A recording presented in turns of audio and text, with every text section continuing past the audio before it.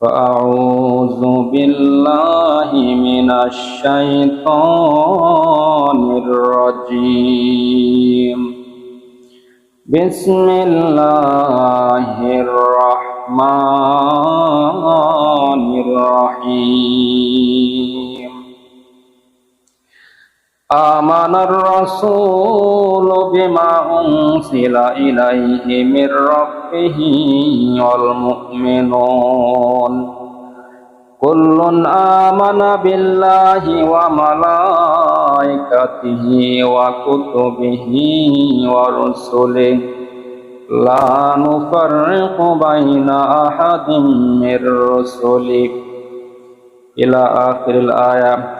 وقال النبي صلى الله عليه وسلم من قال لا إله إلا الله دخل